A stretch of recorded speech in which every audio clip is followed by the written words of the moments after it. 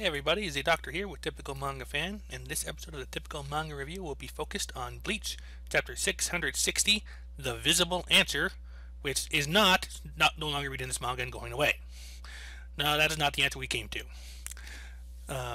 What we do see, though, is visible, is Chad and Orihime arriving just in time to see Ichigo and Uryu face to face. It's ironic that you said they're visible because essentially they've been invisible for the entire arc so far. Oh, they've been there, they just haven't done squat.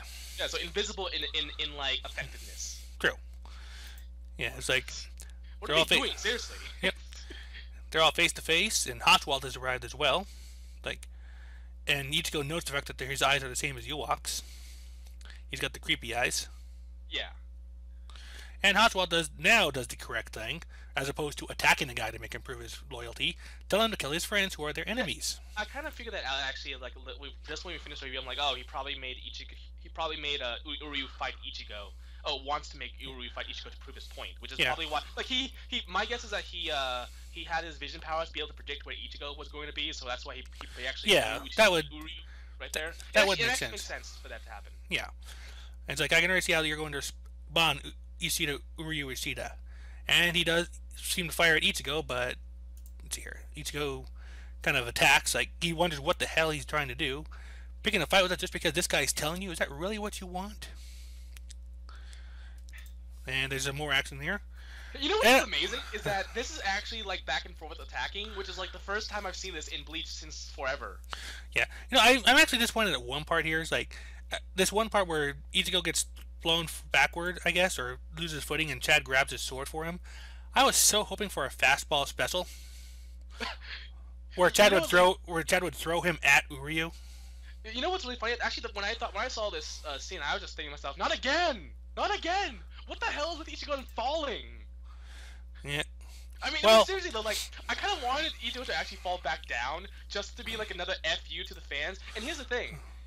It would be so ridiculous because this is like number 6 or whatever, right? Mm-hmm. I'm sure that there would be fans who think it's still good. Like, hasn't it become a parody in of itself now? Yeah. I mean, again, this is like this is like number 6 and falling. I mean, what?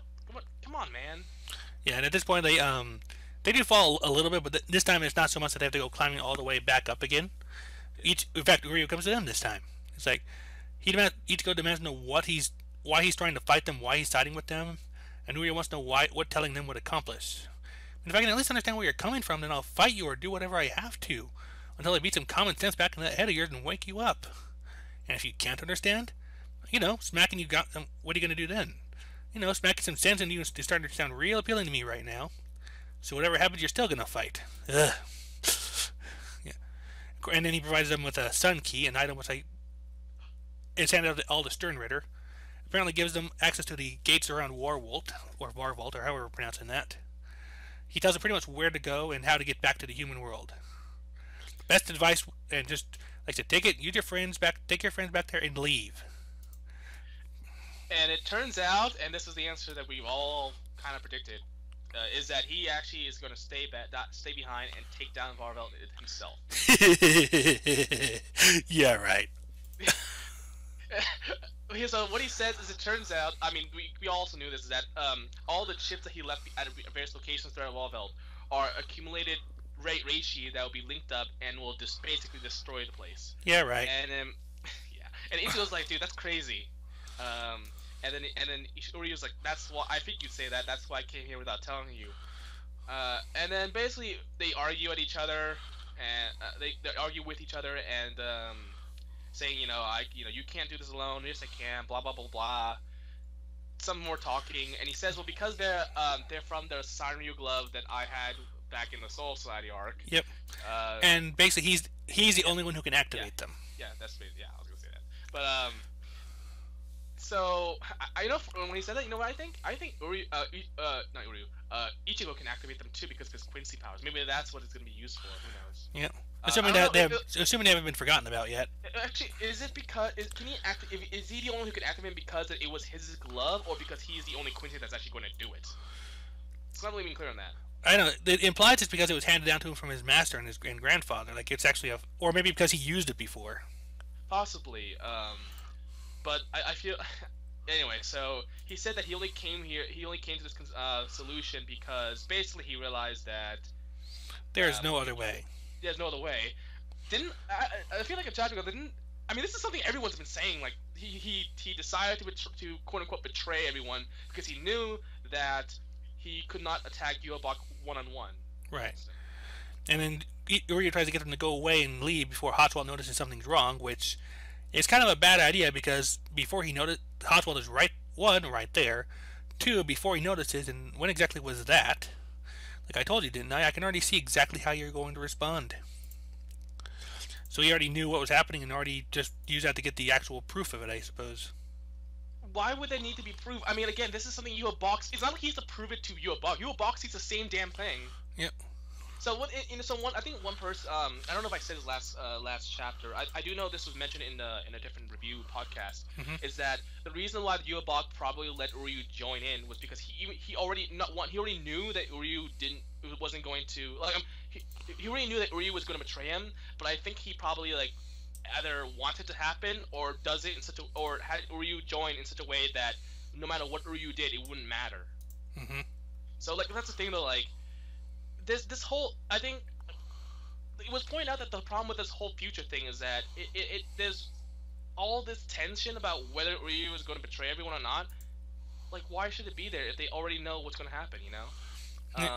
Like I said, I think it's most likely what you're thinking. Like, Ewok at least thinks he can manipulate or take advantage of this in some way. While Yeah, Hotswald would rather just be secure. Like, that's what I think I suggest. Like, they both see the same thing, but they're reacting to it differently. but didn't Hashwood know what Yobok's going to do? Because when he see what if he can see it in the future, then he would see how Yobok would respond, right? Hmm. Right? Am I right? Like that's Yeah. the thing. Like having future powers would show you exactly how Yobok would respond when Uryu eventually betrays them. So wouldn't you be like, well, I know what Yobok's going to do, so who cares? It's like I don't understand. Like it's like they're showing different things, but they're not. Yeah, I mean, like I said, there's probably some difference between how they work on it, but otherwise I have no idea. I mean, it doesn't really make sense in that sense. I mean, it makes sense in the way that Hotswald has manipulated him, but not in the way that Ewok also shares the power. So what? That's where things kind of seem to go off there, like off the rails, I should say. And I think the last page is supposed to emphasize the fact that he looks kind of like Yobok now, right? Yep. Because the shadow thing covers his head. Yeah. Well, that's just shadow. It's not it's not a thing. It's just shadow. But I think the hair is supposed to make him look a lot like Yobok to show that he's sharing his powers now. Yeah. And also, if I'm confused, what's the point? Okay, so going back, okay. So there's a few funny points I want to point out was that he says that first off he's like now on the last page he says now that I spelled out for you, hurry and go before Hashwood notices something I missed. He's like he has future vision. He knows what the. Yeah, I can't help but wonder if Uryu really appreciates that fact. Yeah, I mean Hashwood actually said like you don't get it. What the? How is this not something you? He's seen this power in action. How is he? I don't even understand. And also, if he knows the future vision, how does he not know that Yobok would know? Like, I don't understand anything. This future vision is really it's hurting the plot. To be honest, Yeah. It's just like why wouldn't they know? You know. I mean, like I said, the one thought that kind of came to mind, which maybe could make a difference. I don't know. But what if when they don't have the power, like when it switches from one to the other, they forget everything? They forget the bulk of what they've seen while they had it. Would that make any sense at all? Well, it doesn't matter because he has it now. True. And he's still acting the way he did. So, and also I like to point out that there was a point when he said basically he's like, oh, attack Ichigo and all that blah blah blah, right? And Yep. Uryu actually pretends to attack them. I'm like, why would you pretend? He knows. What the frick is wrong here? Again, Uryu at least is justified if he doesn't quite appreciate just what the whole almighty power means. I don't think he does. I think that's kind of sad because it's really annoying because everyone else does. Like, Right. The audience at this point has basically gotten used to it. So I don't know. This is so. And here's the thing, like, we waited so long to know what Uryu's goal was and his motivations that it's not a good it's not even a reveal really, because this is something we all knew was going to happen. Yeah, I mean, even, this is even the reason, even how he, like, of course he probably did it because he couldn't attack Yuabok one-on-one. There was no way right. to win. I mean, when even the main character can't do it, yet you think it's a flunky type level guy like him is gonna do it? Yeah. So, I mean, I just I don't know. This is okay. Wait. Let me. Maybe the reason why Uryu thought that. Okay, here's something. Maybe the reason Uryu thought he was immune was because he had the almighty power. He technically has the almighty power too, doesn't he? At least a piece of it, maybe. Yeah, like at the very least, like I said, the way Hotspot explains is like when one rests, the other has it. So Yeah, no. What I'm saying is Uryu himself got the letter from Yuabok, so maybe that is what allows him to be somewhat immune to Yuabok's powers. In which case, what the frick, Yuabok? But maybe it's like only maybe he can predict the future of that too. yeah, So it doesn't matter. Like, I don't like. See, I'm looking. The I mean, problem there's is we only don't know much about this power. yeah. It's so The OP only to the point. the only thing that would make sense to me at this point is if it's one of those see multiple types of futures deal. Like you see multiple futures, multiple paths, and at this point, Hotspot has just narrowed down the path where he gets the result he's looking for, the result he expects. I don't know. It's. I mean, So I'll just say this: the weekly manga recap, which is done by Wario Time and Rollo T, they actually talked about this in their latest review of They did a review of last chapter, and they perfectly explained why this vision, this future vision thing is really bullshit. Like, it's so OP. It actually makes everything a lot more complicated, because then you can just ask yourself, why don't they do this? Why don't they do that? They know this is going to happen. Like, so I mean, I cannot really do this do their little review justice of this power, because it's just so confusing to me why certain things, like why Uryu just keeps thinking that it doesn't work on him for some reason, or Yeah. why Hashwald, it has a different reaction to it than Yuabok. It I don't know. Yeah, Let's see. I'd probably check out their review myself sometime. I keep meaning to see them. I think I've got on my phone the recent episode they did, I guess, which is titled JoJo's Bizarre Adventure. Yeah, no, yeah, that, look, I think that's the one. It's the latest one. The latest one has them talking about the future vision. So anyone who listens to this review, I want you to check out their Bleach one. Go to their YouTube channel, which actually tells you where to start for the bleaching, because they do it alphabetical order. They do the entire Shonen Jump magazine. The one I'm thinking of was the second to recent. The one you're thinking of is titled Phantom Blood, which is like JoJo's first part. Okay, yeah, And then yeah. this one is like Now the Germans Are Mad. And apparently they also talk about Black Clover, because like the little description here says, why did Black Clover have to introduce a villain named Licht? Yeah. Why the hell did he... okay, so I'm reading the comment section, and there's someone's like, the Orihime ship is still alive. I'm like, oh my gosh. Yeah. We have devolved into the shipping thing. Yeah. I like the one early on. He's like, when you keep going because you don't want to think you might have wasted the last 10 years of your life. Bleach, we might need a divorce. Now that's a visible answer.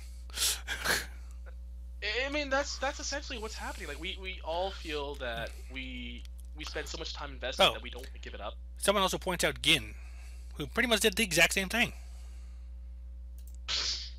Oh no! Wait, no! I called it. No, wait. What? I didn't. Wasn't I the one who called that? Maybe. He was going. No, I definitely did. Like 20 reviews ago, I said he was pulling a Gin. That does sound familiar. Yes. It's like I called it. Like I said, it's like But to be fair, I mean, who couldn't call it, right? I mean, that's the obvious thing ever. See, what happens is that you have a situation where either he's not going to do it, and he's not going to betray him, in which case his reasoning is stupid because the guy killed your mom, or two, he was going to do it, and it becomes the most predictable thing ever, to the point where there is no there's not actually really a reveal, because it's just so blatantly obvious to everyone. Okay, so let's see here. Is there anything else that not really. I mean, it's all I have to say is the future vision makes everything stupid, because it's just like, well, of course he would know. Why did you even bother hiding it? If he didn't know, then maybe Yuabok has made a plan so that way, or whatever Uryu does, or tries to do it either won't work or it doesn't, or it helps him in the end, Right. Like at the end of the day, it just seems like Yubok's still manipulating Uryu because of course he knew of course he would know what Uryu was doing, like Right. I just when you're ready, when you're done, I got something I just thought about. Okay, and then Haswell should has the same ability, so he should also be like, I know exactly what you're thinking. So Uryu's like, he's like this whole pretending, this whole facade of being part of the Stern Reader. It just makes no sense to me. Yeah. What I was just thinking of is that there was a book series I read a long time ago. Um, it it was basically the focus. It was called the Firekeeper Saga, and it focused on a girl who was a woman who was raised by intelligent wolves, and so they have like royal animals or wise animals that are like smarter than normal, like human level intelligence and so on. And one in the second half of the series, there's like a jaguar with like seer abilities, like future sight, like this, and that's kind of where I take the idea of seeing multiple paths at once, because that's kind of how her power worked. Like she could see multiple paths, and with concentration or like with as things got closer, she could predict the right one to expect. But the main character, Firekeeper, is like because she was like a human woman raised by wolves and kind of identifies both as both.